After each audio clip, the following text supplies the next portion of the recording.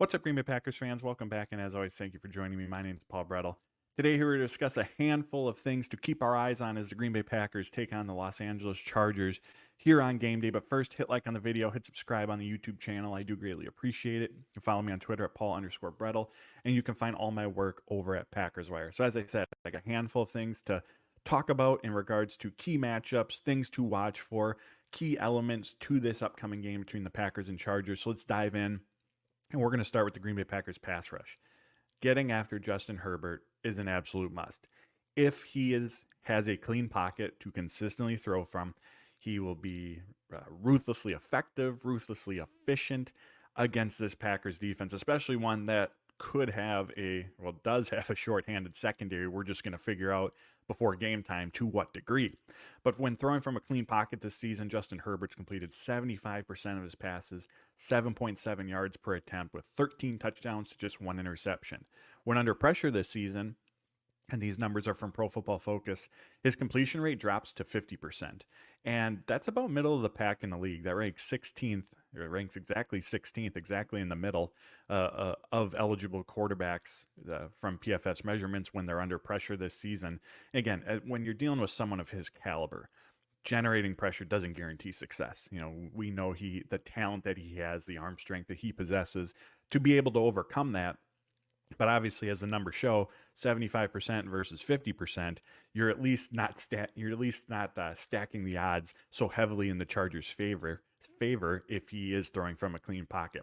So getting after Herbert is going to be an absolute must. And as I mentioned, Packers might have a shorthanded secondary. So how do you help your secondary out? You get after the quarterback. You get him off his spot. You give him less time to throw. You disrupt his rhythm, his timing of the play that's taking place, because we know Rudy Ford is not going to be available today. He's listed as doubtful. Packers already elevated safety Benny Sapp from the practice squad. All signs pointing to Ford not being on the field, which means Jonathan Owens, rookie Anthony Johnson are going to be starting at safety. The last time these two were together against the Rams, they fared very well. Obviously, this is a different beast, the LA Chargers offense that wants to move the ball through the air. At cornerback, Jair Alexander is listed as questionable as of recording this. I don't know if he's going to be on the field or not. He was at least trending in the right direction, practice the last 2 days of the week in a limited fashion. But if they're going to be without him, that leaves Corey Ballantyne and Carrington Valentine on the boundary. And backups would be Robert Rochelle, who the Packers just claimed off the practice squad a few weeks ago from the Carolina Panthers, and Caillou Blue Kelly, who was claimed off waivers earlier in the week from Seattle. So again, shorthanded Packers secondary, and to what degree we'll find out before game time. But also of note, the Packers might be without Rashawn Gary. That was an injury that popped up on Friday. He was not on the injury report throughout the week, but in Matt LaFleur's words, said that there was a mishap. As Gary suffered a shoulder injury in Friday's practice. LaFleur said it's not long-term, which is why he's listed as questionable. Does still have the opportunity to play. Whether he's going to be out there or not remains to be seen. But obviously that would be a massive, massive loss for this Packers team, for this Packers defense. And like I said, in a game where creating pressure is an absolute must. So if the Packers are without Rashawn Gary, obviously, it's going to be a heavier workload for J.J. Enagbare and Lucas Van Ness, who have been the third and fourth edge rushers in that four-man rotation this season. Both have played relatively equal snap counts between 210, 250 total snaps this season. Enagbare ranks 59th out of 113 eligible edge rushers in PFF's pass rush win rate metric.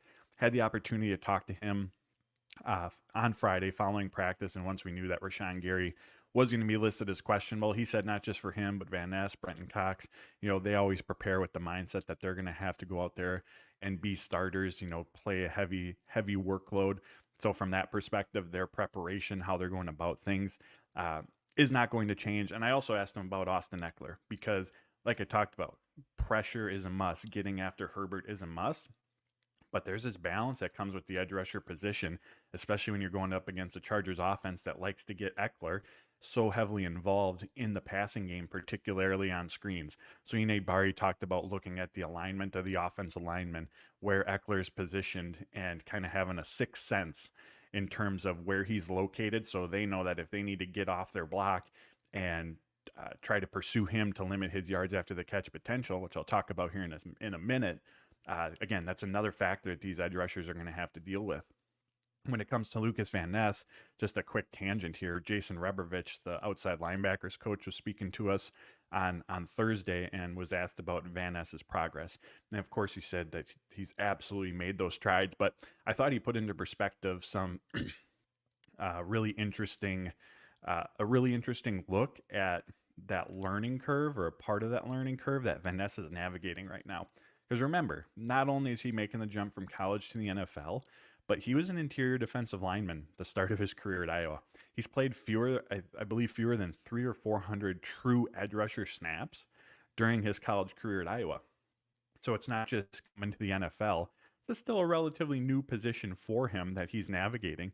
And some of those additional nuances that Rebrovich mentioned, outside of, all right, just go get the quarterback, go from point A to point B, talked about how he's learning the nuances in terms of how you pass rush on 3rd and 7 versus 3rd and 4. Which side of the offensive tackle are you attacking?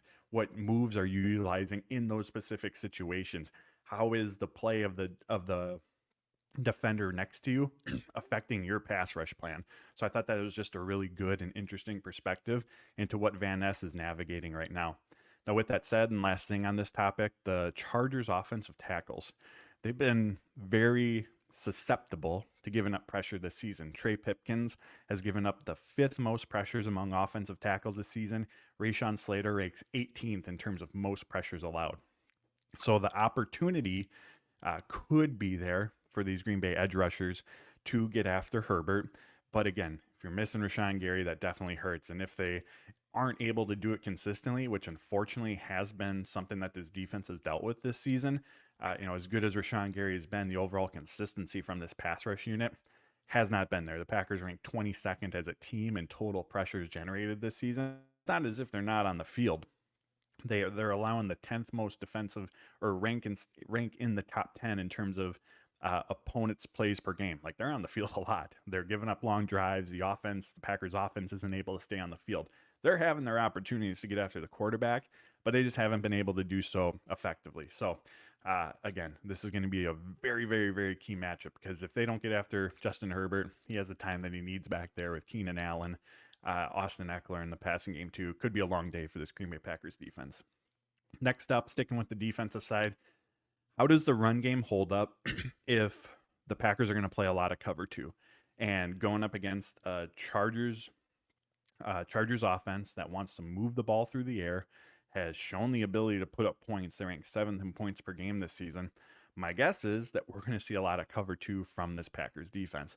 So what's the benefit of cover 2? Cover 2 has 2 split safeties over the top to provide help to the cornerbacks, which, again, in this game, very, very important. For one, even if the Packers are without Jair Alexander, you're going to want to give Carrington Valentine, Corey Valentine some additional help over the top.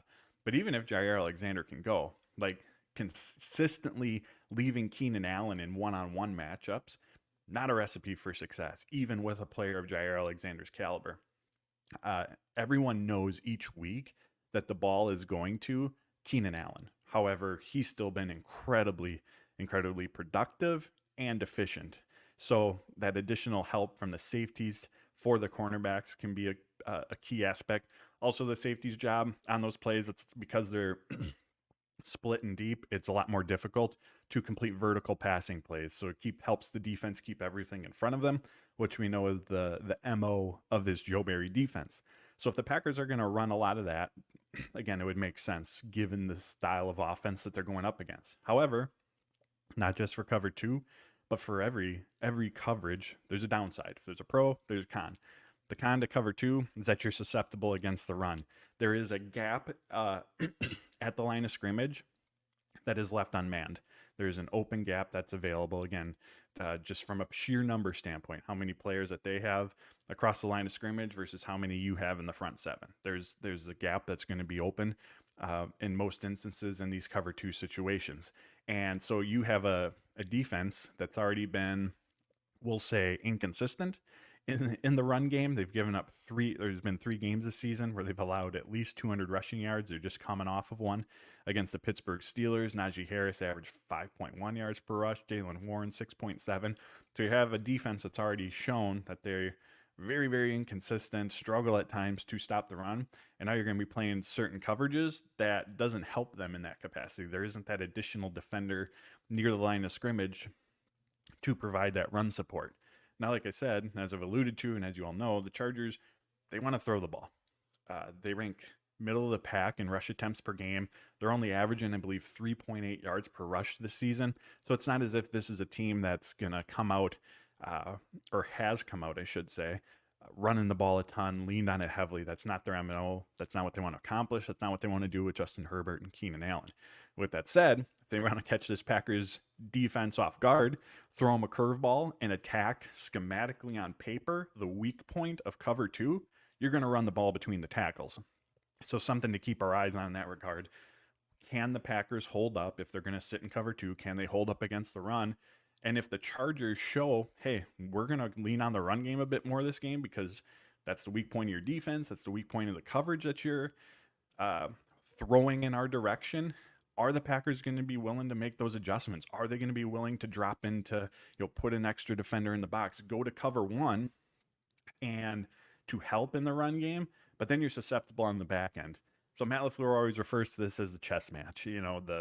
The defense that you call based on what the offense is doing, what they have going, based on the situation. These are all, part of the battle outside of the field that takes place in between, from the coaching staff's perspective throughout the game. So I think that's going to be a really interesting dynamic to watch unfold.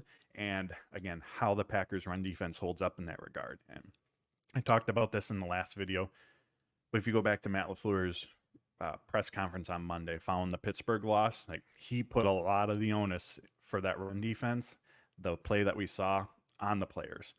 There's a few mentions of, situationally we could have done something different, but a lot of that blame went onto the Packers defensive unit, from missed tackles, which we know is super prevalent, missed assignments, not filling the correct gaps. And I mean, to a degree, the Packers front seven was just bullied. So the players absolutely are going to have to be better. Jerry Montgomery, defensive line coach, run game coordinator, had a similar message about all 11 being on the same page. Everyone needs to be more consistent. So definitely something, a matchup worth keeping our eyes on in this game. Next up, Austin Ekeler and Keenan Allen. All eyes, all focus for the Green Bay Packers defense needs to be on these two. Keenan Allen comes into the game with 93 targets this season. Second on the team has 38. Like I mentioned, talking about the Packers pass rush, we know where the ball's going to go, and defenses still can't stop him. That's how good Keenan Allen has been. He's fourth in receiving yards this season. And again, it's not just a quantity stat, a number of targets that has helped him climb those rankings in terms of total receiving yards. He's 10th in yards per route ran from PFF, which is an efficiency metric. How efficient are you with the opportunities that you're given in the number of routes that you're asked to run? So again, he's been one of the best in both of those categories. One-on-one throughout the course of the game, I understand there's going to be opportunities. You have Jair Alexander. You're going to ask him to, again, if he's available, you're going to ask him to be that all-pro corner for you and handle Keenan Allen one-on-one at times. But over the course of the game, like, if that's your game plan, if that's what you're going to rely on, Allen's just too good. He's going to find ways to make plays, even against Jair Alexander, when there's one-on-ones over and over and over again, especially, and it all ties in, if the pass rush can't get home and Justin Herbert has time and Jair Alexander, whoever's covering Keenan Allen, has to stay tight in coverage for 3, 4, 5 seconds. Like, that is just not going to be a recipe for success. Keenan Allen, he's targeted downfield, but where the Chargers utilize him the most, he leads the NFL in targets within 10 yards of the line of scrimmage. Quick passes, get him the ball in space, yards after the catch potential. So again, sound tackling is going to be a must. All 11 defenders swarming to Keenan Allen to limit those yards after the catch opportunities. Austin Ekeler, as I alluded to, big factor in the passing game. He currently ranks second among all running backs in yards per catch. He's second among all running backs in average yak per catch as well. And over the last 3 games, he's first among running backs in targets and first in receiving yards. So he's going to be a factor in this game. They use him a lot on screens. Ekeler mentioned as well, not just getting him involved, in throws to the flat, but a lot of his receptions do come behind the line of scrimmage, and hopefully, it looks like anyways, Quay Walker is trending in the right direction. Practiced all 3 days last week. He's listed as questionable for this game. Getting him back to one, muddy things up over the middle again, where on those shorter intermediate throws where we're going to see targets to Keenan Allen is going to be important, but his athleticism, he's shown to be a pretty reliable tackler this season. He's going to be key in helping to limit what Austin Ekeler does in the passing game. Next thing I want to briefly talk about is turnovers. We all know, regardless of the team, what the season's like, turnovers are always the name of the game. Matt LaFleur's goal every week is to go 2-0 in the turnover battle. Unfortunately, that hasn't happened this season for Green Bay. But for an offense that has, over the course of the year, struggled to move the ball consistently, for an offense that has been mistake prone, where the margin for error is oh so small, a defense that has struggled to get stops in key moments, winning the turnover battle it's a must. And this season, when the Packers lose it, they're 1-4.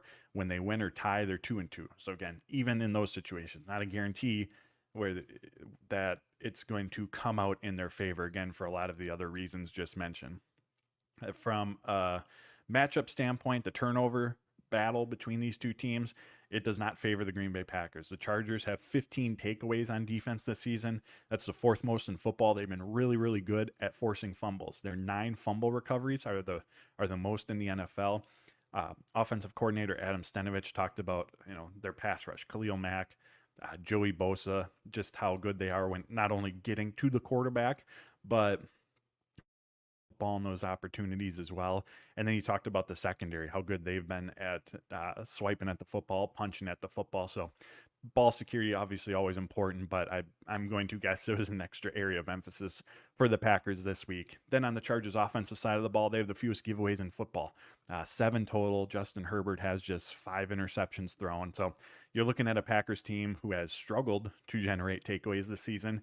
And that was something that, when asked about Quay Walker potentially returning, Matt LaFleur talked about how getting him back from a turnover perspective will be hopefully provide a needed boost to the Packers in that regard, because of his ability to go after the football when trying to make a tackle. We've also seen him positioned well in a few instances to make plays on some throws that have come his direction this season.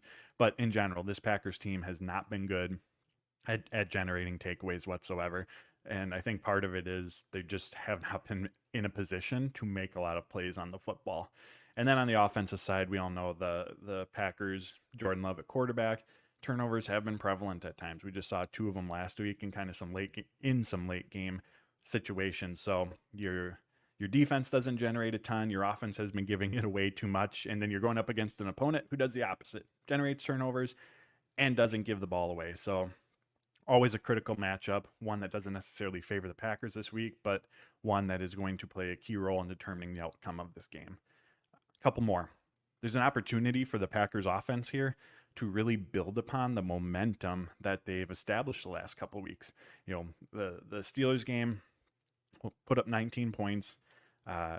Game didn't end as hoped. Obviously, it was another loss, but that game did not look like others from the previous 4-game losing streak that Green Bay had been on. They were moving the ball. They were in the red zone 5 times. That's phenomenal. We'll touch on this in a second. They were unable to capitalize on those opportunities, but nonetheless, they were able to move the ball. They were able to generate chunk plays. Luke Musgrave, Jaden Reed, Dontavian Wicks, Jordan Love was 5 of 8 on pass attempts of 20+ yards, totaled 168 yards on those throws, and they put up early scores. They responded really well. They were down 7-0 after the Steelers' opening drive, went down the field and scored. They were down by 10 at one point, came back and took the lead. There was first half points for this team, and they responded to some adversity on a couple different occasions throughout that first half, which again is not something we've seen from them regularly this season. The Chargers play a lot of cover 2. That's the name of the game of the Brandon Staley defense, which stems from the Vic Fangio defense, which is the same thing that the Packers, with Joel Barry, was brought here to run a version of. So as we talked about earlier, from the Packers' perspective, if the defense is in cover 2, there's the opportunity to run the ball. So that's going to be the same thing for the Packers offense. The Chargers, if they run a lot of cover 2 like they do, the opportunity to establish, lean on, and be effective in the run game should be there for the Green Bay Packers. And from we all know the importance of it. The Rams game is a prime example where Green Bay was able to lean on that aspect. It one gives you something to lean on, which they haven't had this season, but opens up opportunities in the passing games, keeps Green Bay ahead of the sticks. So they aren't in those dreaded second and third and long situations, which most often have been spelled doom for them this season. But also, it's going to allow them to control the clock. And like I said, you're going up against a Chargers offense that can put up points, that wants to move the ball through the air, limiting Justin Herbert's possessions, his opportunities to even have the ball throughout this game is going to be important. Now, the Packers have found success. I think there's a path for them in this game to continue down that path. But by no means do we want this game to turn into a shootout. So if Green Bay can find success on the ground, lean on that aspect, it's going to draw down the number of possessions. It's going to allow them to control the clock. And I think in this game in particular, you're going up against a high scoring offense. That's going to be a really important element and a really important way to helping your defense out. Chargers run defense is allowing 4.1 yards per carry. They've given up the 12th most explosive run plays this season. So again, big opportunity for Aaron Jones, AJ Dillon to get going in this one.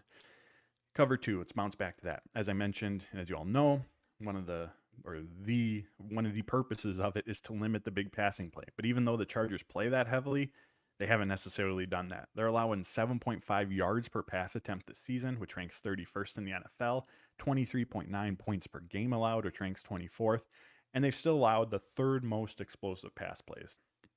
So for a Packers offense that's gaining traction, as I mentioned, Musgrave, Wicks, Reed, they're getting the opportunity to make big plays, chunk plays.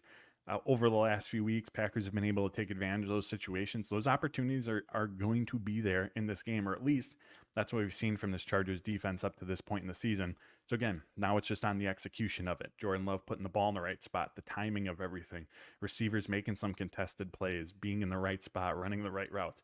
It's going to come down to the execution. If they can continue to progress in that area, build upon what they've done, again, like I said, I think there's going to be some opportunities for some chunk plays in this game.